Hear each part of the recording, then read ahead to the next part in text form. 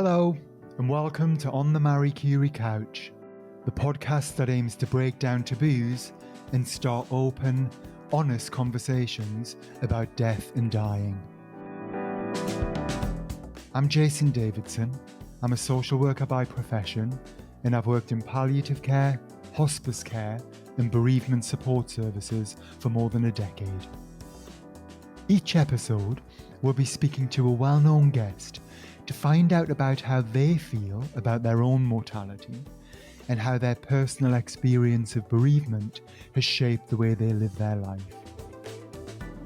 Today, I'm on the Marie Curie couch with Roderick Williams, OBE. Roderick's a baritone soloist and composer. One of the UK's most sought-after baritones, he regularly performs at the BBC Proms and is a composer in association of the BBC Singers. He performed at the coronation of King Charles III and in 2017 was awarded an OBE for services to music.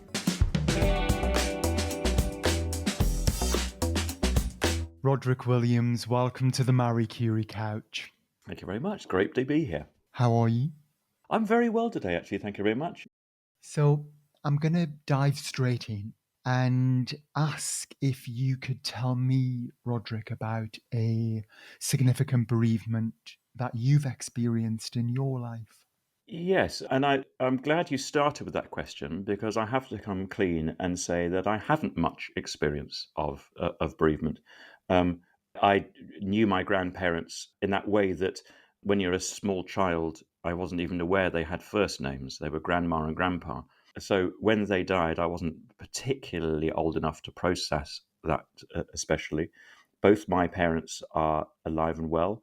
My wife lost her father to prostate cancer about 10, 12 years ago. But to a certain extent, I am on your podcast because of a particular piece of work, which I'm sure we'll get round to discussing, but not for any other reason. So your listeners who have direct experience, particularly recent experience of that, might find it a little odd to have me on. I'm an interloper from that point of view. And I'm in no hurry to experience that. I know my parents are both fit and well, they're both in their mid-80s. There's a part of me that knows that my time with them is finite, but I want to ignore that certainty for as long as I can and stick my head firmly in the sand. So that's where I stand. Do your parents ignore that as well? Is it something that's not discussed? Actually, it is discussed partly because of the piece of music I was writing, which, as I say, we'll mention more fully in a moment, but partly because I was working on that. A lot of thoughts and questions came to mind. And I was round at their house. They live in Oxford, about 45 minutes away from me. I was round there with my wife, and we had discussed in the car some things we wanted to ask them.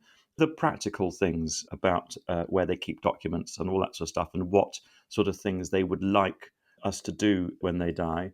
So we had these practical questions. I wasn't quite sure how to bring that into the conversation because we haven't talked about it much beforehand, other than in very jokey terms and very in the past anyway. And my mother suddenly turned to me on the sofa. She said, "Oh, Roddy, by the way, when we die, in the bureau bookcase over there, second shelf down, that's where you'll find all the documents." It's as though she'd read my mind. It was extraordinary, and she's not done that before. So there was something in the air, and she knew that the piece of music I was writing. So something about that must have just triggered something in her mind. And I wonder also if, she was waiting for an opportunity as well to say it. Because, I think one of the things we talk about in our work is this doesn't necessarily have to be a really elongated conversation. It doesn't have to go on for days and weeks. Sometimes it can be quite a quick conversation. It can be a one-off. But I think, as you've just said as well, it's that bit about how do you start it? How do you bring it up? And I think you mentioned jokey ways, maybe some sort of jokes have been made in the past, and I think that can sometimes be a way in. But what tends to happen is the jokes are kind of made and then no one's still brave enough to kind of take it a step further. But also what you've just described is those practical things that, it's a kind of, are things written down? Is there anything important? And if not, Do we want to write them down, and where would we store that document in the event of our death, and have that type of conversation as a way in? Yes, yes. Well, as a family, we have access to those books, which I think they're commercially produced. That say, when I die, or whatever, whether they phrase it, so that you have it all in one place, and everybody knows where that book is. We have that for our children, and I think now my wife has that for her mother at least. And I think we do have something for my parents as well. Just also memories and what have you. And the thing about it is that in writing something like that, it sounds weird, but it's a pleasure to be able to record memories and what's important and be able to say things. It's funny because my family is very typically English in that we're not at all demonstrative. We're not great huggers and kissers, although because I'm a singer, I've entered a world which is very tactile. There's an awful lot of hugging and kissing on cheeks going on, moi, darling, in my profession. But I'm not like that, especially with my father. And it just occurred to me, I've been at various funeral and memorial occasions when people say the most wonderful things about the departed. You think, what a shame the departed person wasn't there to hear that. So there was an occasion a few years back when I was speaking at the Three Choirs Festival as as one of their patrons, and my parents come onto those, and I knew they would be there. They were there at a table right in the front row, and I was giving a speech about something, and I just ended it by saying, now, everybody, I want to say something that I know will be a surprise to my parents, but I won't get a chance to tell them publicly that I love them in any other forum, so I'm going to do it now." And I explained to everybody, this is the sort of thing that I would say after they've gone, and that's too late. So I'm going to say it now. And I remember Dame Felicity Lott was sitting beside me. She was also a patron, and she had a huge mascara incident at that point. It was all going very well. At the end of it, my mother came up to me and said, "Darling," she said, "that was very lovely." She said, "Don't ever do that again."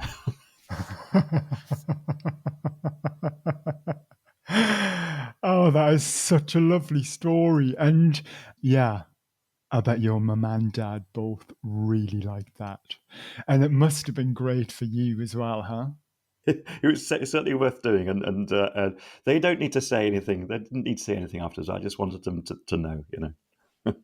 It's so true that, I think there's a link there, isn't there, really, with sort of, being able to tell those close to us what they mean to us, and or be demonstrative and have a hug or a kiss and tell someone you love them, parents.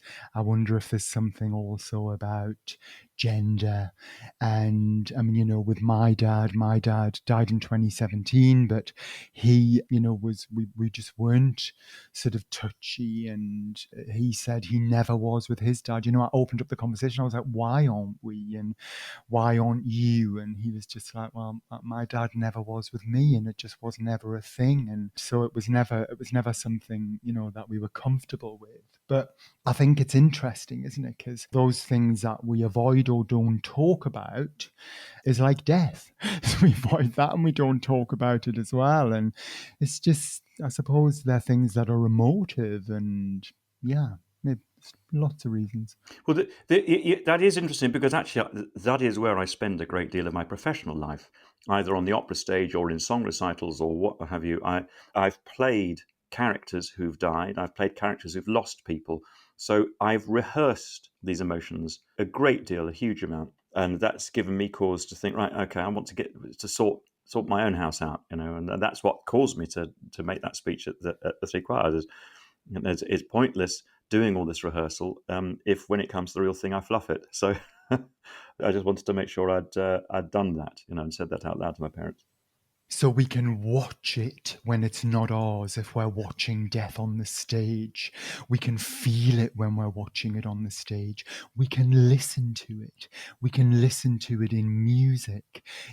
Doesn't death run through lots of music like a thread? And then doesn't music run through death? I don't know. That's your expertise. Well, I can tell you of a specific instance because I've sung the role of Christ, of Christus, in the Bach Passions, the John and Matthew Passion. I've sung those a lot over the last 30 or 40 years.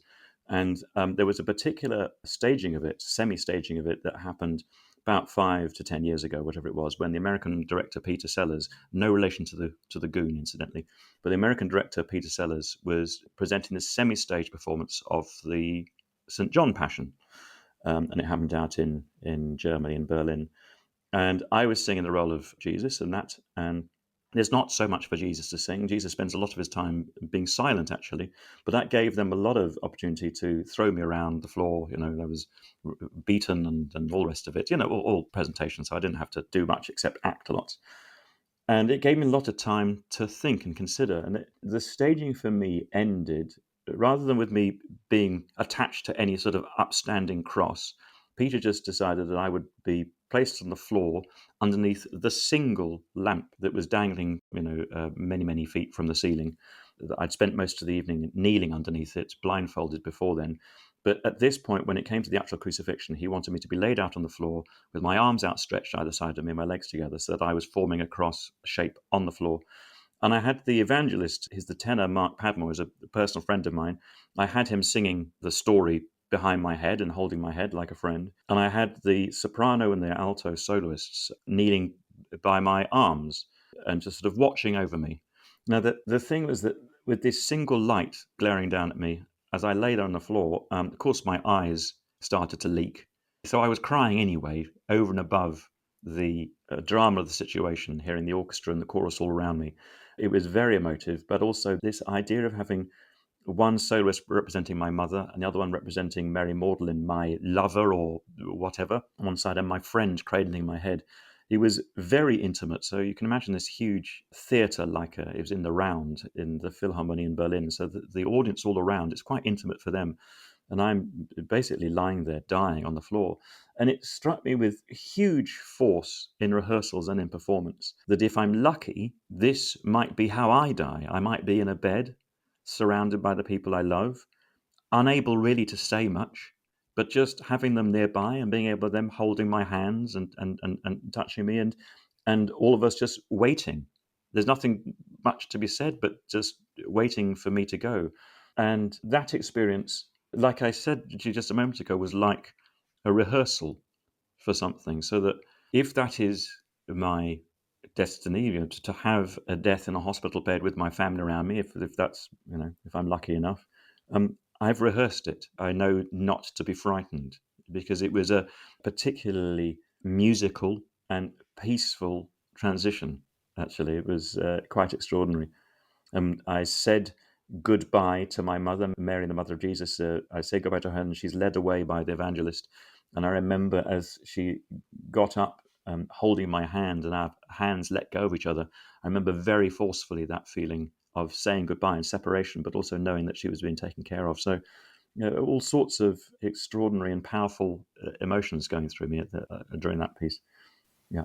Wow. Thank you for sharing that. Just a really moving image. And I was thinking about, because of the audience as well, I was thinking about that, the sort of collective. So the three people very close to you, holding you or touching you as you're on, as Jesus or you are on your deathbed. But then there was something about the audience and the music also being part of the collective. And I think, yeah, I was just wondering about what the collective experience was and what the security or safety or desire was in the wanting to have that at the end. It's a particular thing that Peter Sellers, the director, was trying to achieve in that, because I think he was aiming the whole semi-stage experience of a piece that isn't normally semi-stage. It's normally just done as a concert performance. He was aware that many people know the piece very well. The sort of audience who come along to this often come year in, year out to these Matthew or John Passions. And he wanted to help them experience it in a different way. So by having someone essentially die in front of them in this way, I think he wanted them to realize a connection through their own personal experience. Who knows? Well, who can say? But he wanted them to have that opportunity to experience it in that way. And at the moment when the alto soloist, so that's the woman playing Mary Magdalene, at the moment when she is singing her aria about loss, about the fact that he's gone, while she has her back turned, I simply get to my feet and walk straight out. But in walking out, I walked the shape of the Philharmonie in Berlin. It's like a big goldfish bowl, almost like a sort of Roman amphitheater sort of shape. So the audience, as I say, are on all sides, all around, and there are pathways to get right up to the top. So when I walked out, I got up and turned my back on her and walked straight up through the audience, right out to the highest door at the very top level. So I passed all these members of the audience who were all sitting watching this thing happening under this one light on the floor. You can imagine when the alto soloist in the middle of the aria, there's a gap and she turns around and the body is gone. It's like it was there a moment ago and now he's gone. It was interesting for me to be able to pass through all these people who were so focused on the ground where I have been. People didn't really turn to watch me go. They were focused on the place I had been.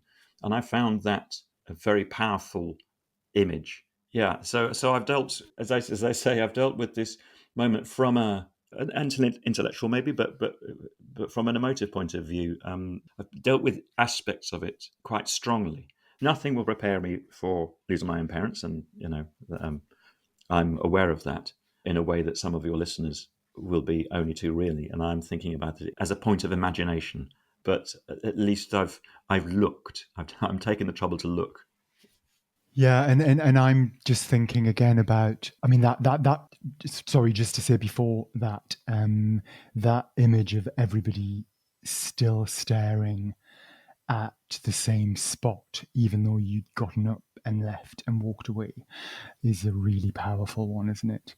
And I'm imagining the sort of one naked light hanging from the ceiling, and so they're staring at the light. Yeah, I was just thinking about conversations about death and dying and how it's a taboo subject often, and how it can be tricky and difficult for us to talk about. And I was just thinking maybe it's at that moment we need to be standing outside the theatre when everybody's leaving, when they've just witnessed it and experienced it and been immersed in it. And maybe that's the best time to have the conversation. And then that got me thinking, well, actually, therefore, in the power of music. And so, as a way in, we were talking earlier about humor and jokes can be one way in. Talking about practical things could be a way for someone to be able to have a conversation about death and dying. If you're talking about writing a will or something they can get their head around, that's a bit more practical. But also, music is another way in, then, isn't it? Well, very particularly, and it leads me on to describe some of the experience I had in writing this piece that was premiered earlier this year at the Royal Festival Hall in May or June this year. Feels like a long time ago suddenly, and I'd been asked by the Bach Choir in London to write a piece that would be a companion in some way to Elgar's Dream of Gerontius. And Dream of Gerontius lasts about 90 minutes, and they wanted something 15, 20 minutes to go in front of that.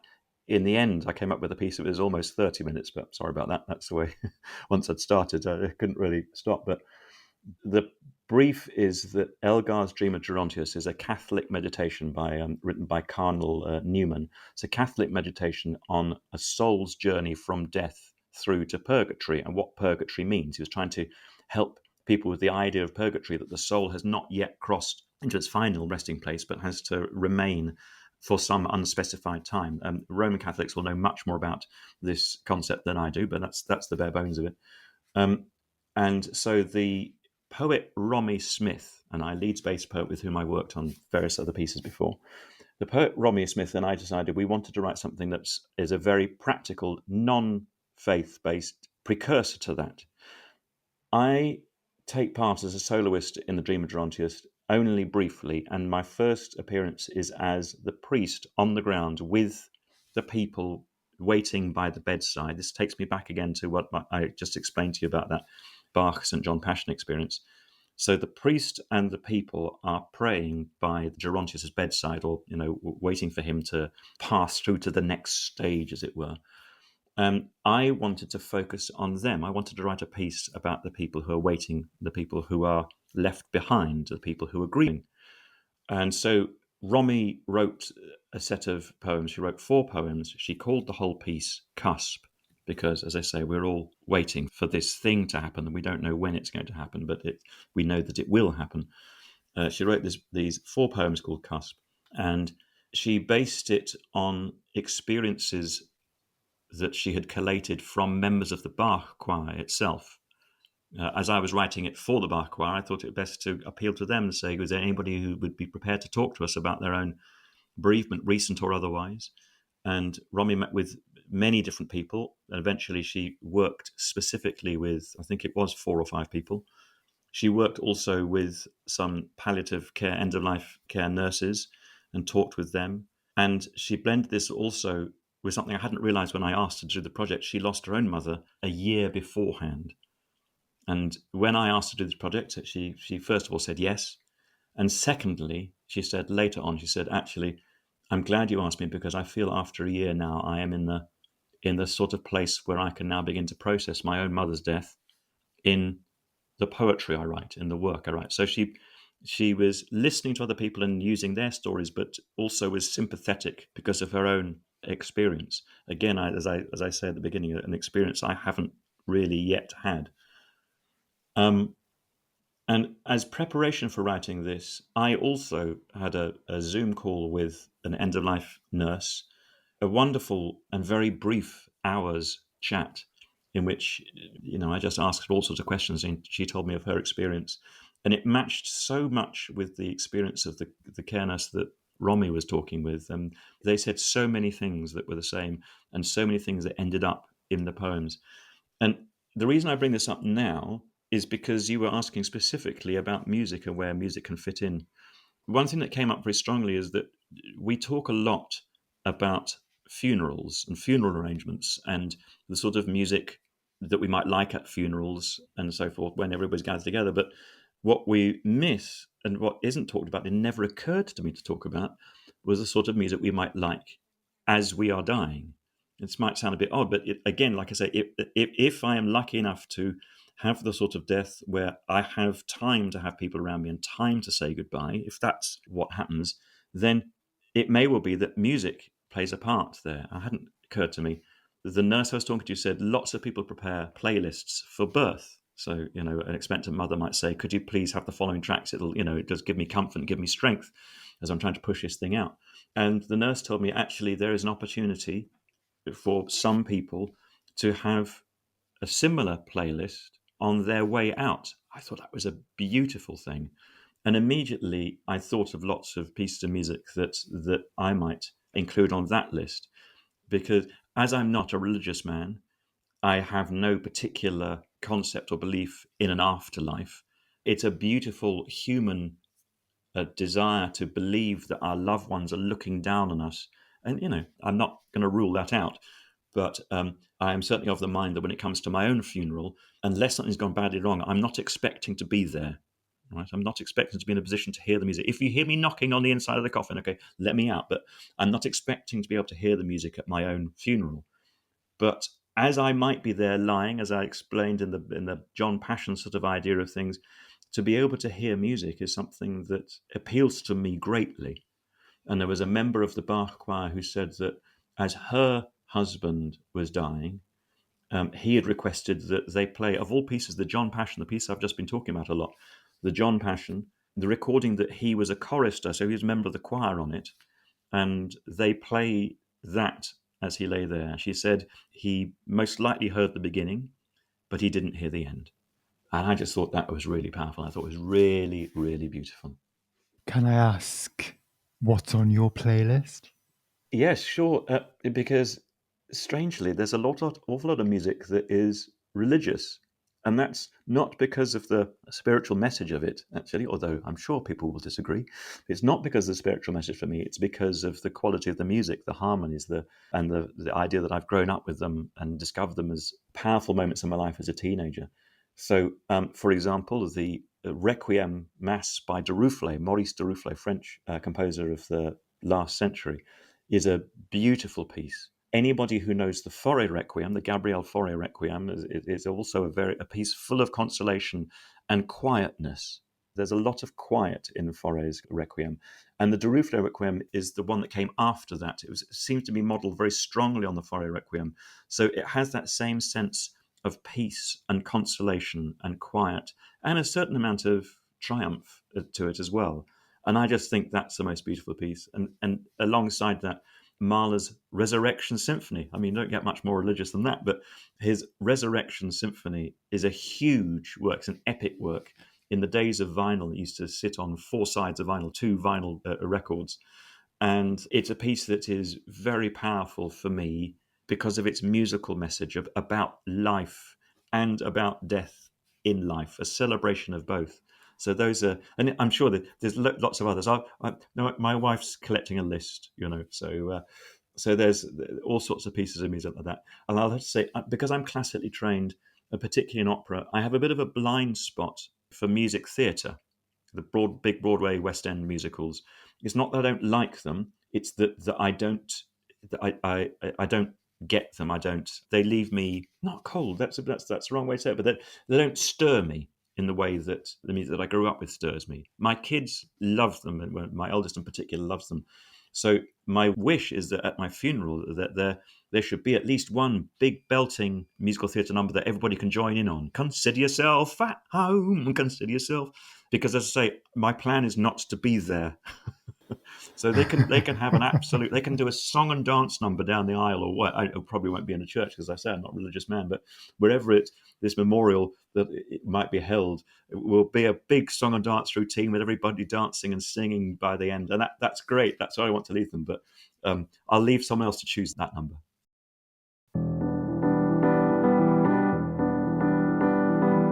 Marie Curie's mission is to close the gap in end-of-life care.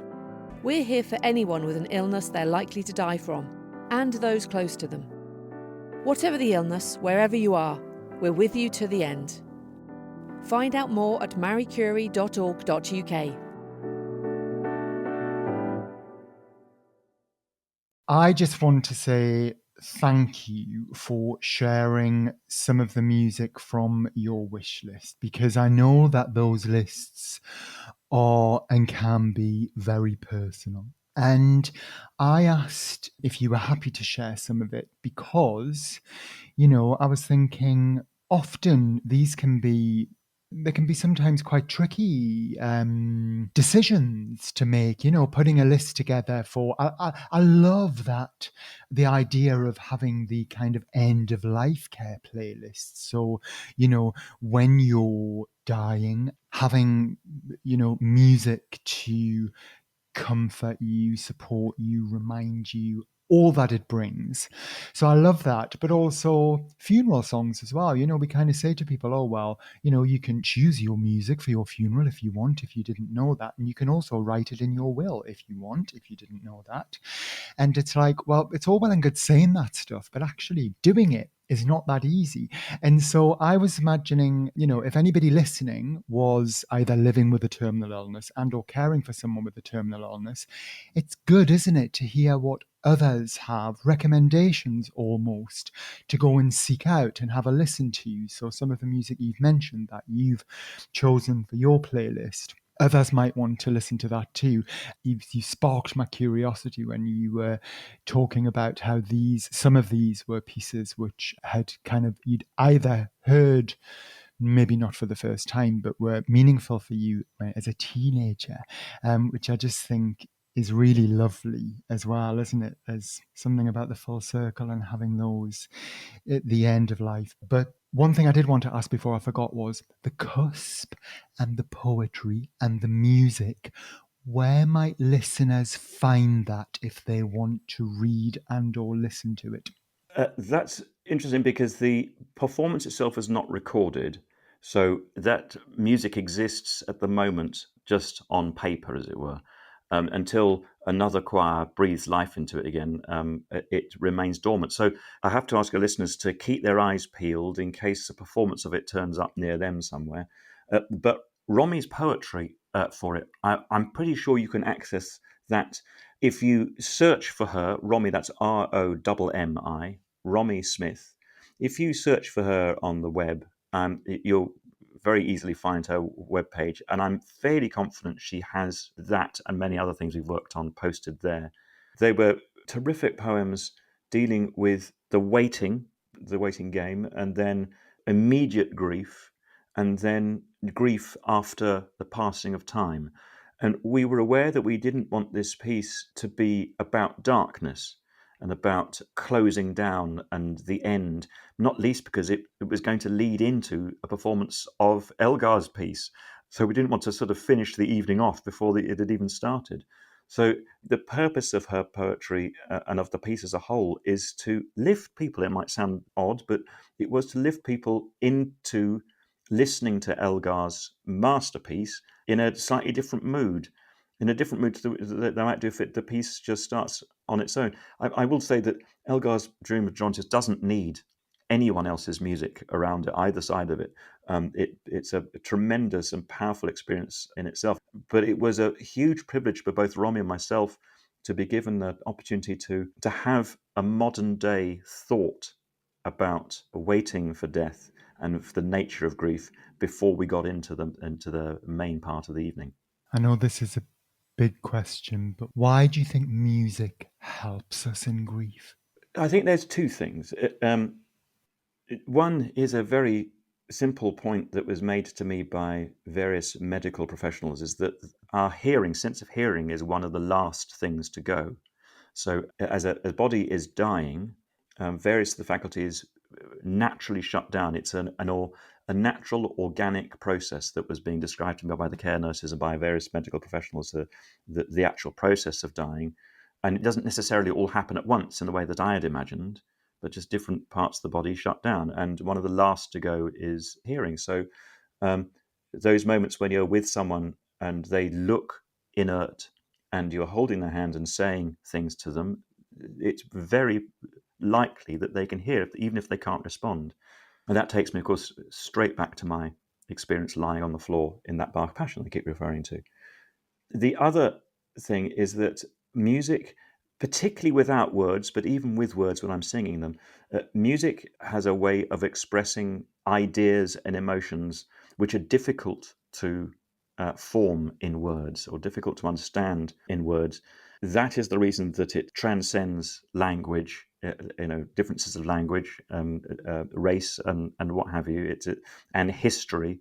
So people can be intensely moved by a piece that was written in Silesia 450 years ago, or wherever, or something that was written in Japan in different centuries, whatever. And at a time, particularly trying to get our heads around something as intangible as death and what it means and what happens to us, when we're struggling to find words to even concepts in our heads, that's where music can really help, I think. Because music is abstract, people hear it in different ways. So I can write you a piece and put a title at the front of it.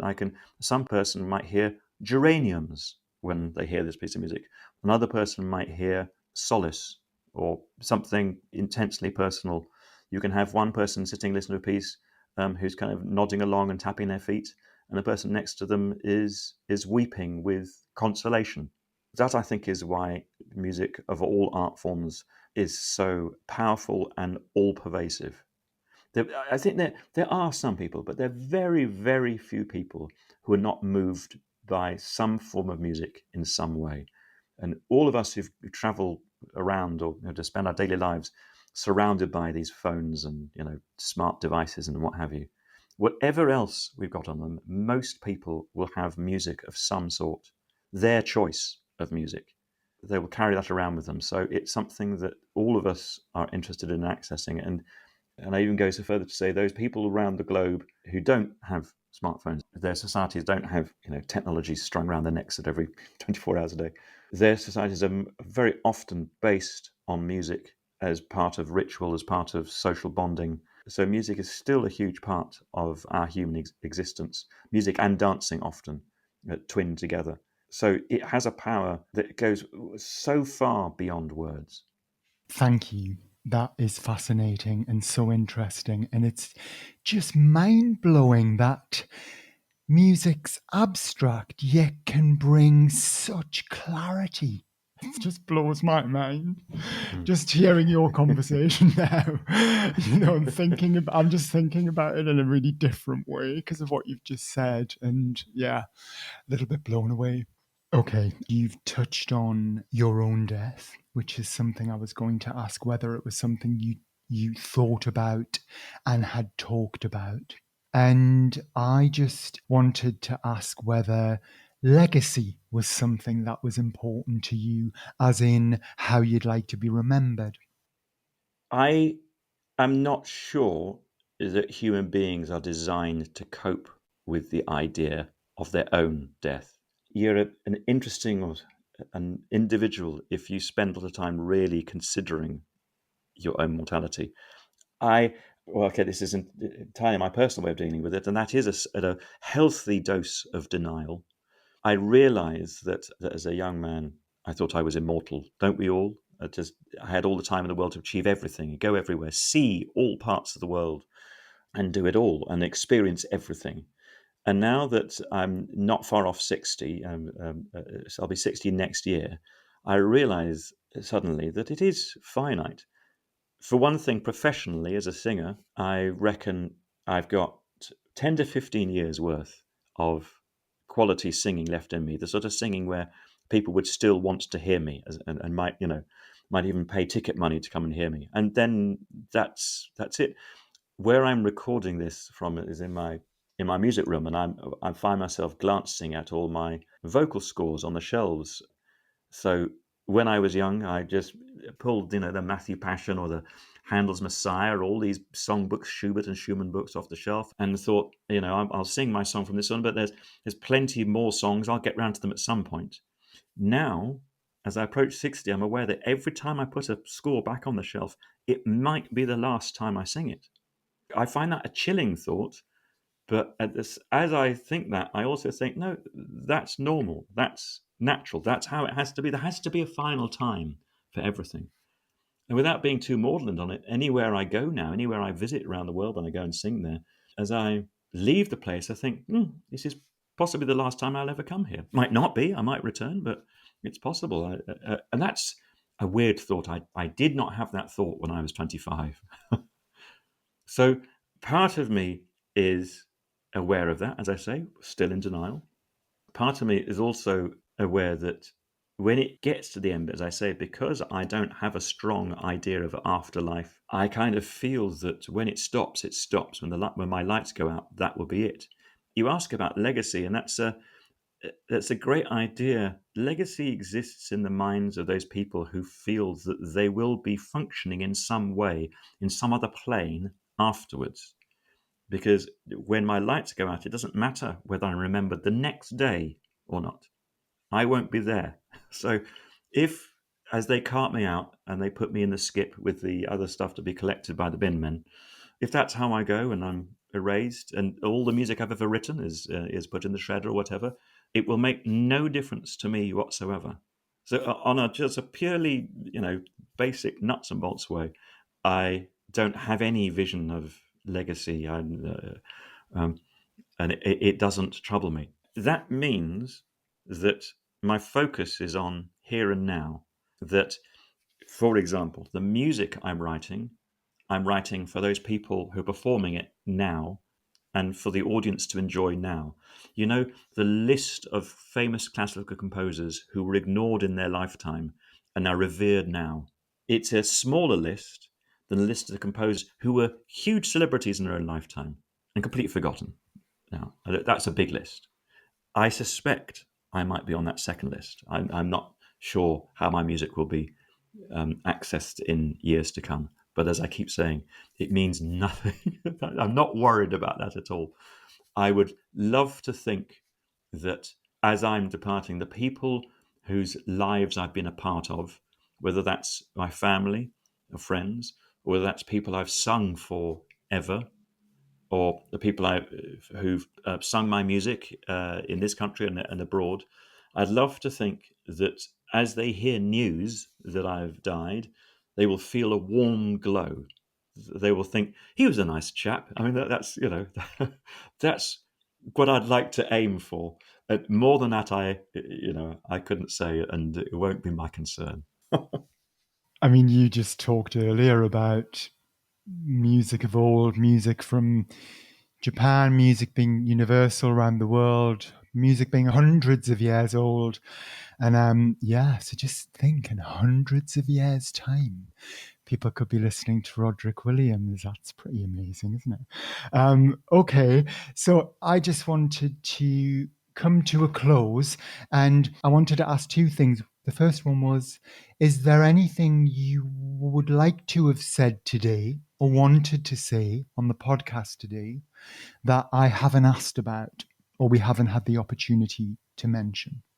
No, I think we've covered a lot, considering that I am basically ignorant of the subject of which we're speaking, bereavement and grief.